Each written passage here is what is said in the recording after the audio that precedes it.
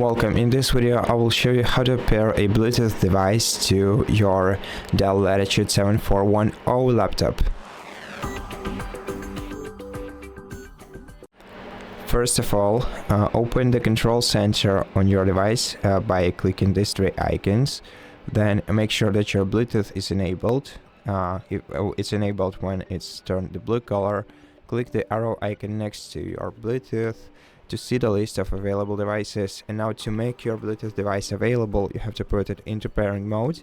I'm gonna connect this DualSense controller to my laptop. So in order to do so, I'm gonna hold PlayStation button and create button.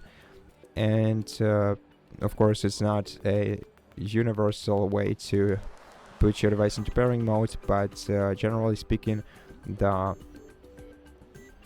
as you can see, the lights on the controller started blinking rapidly. That indicates that the device is in pairing mode, and that's what happens to most devices when they are in pairing mode. The lights on them start blink rapidly. So if you want to know how exactly you put your device into pairing mode, you should check its manual.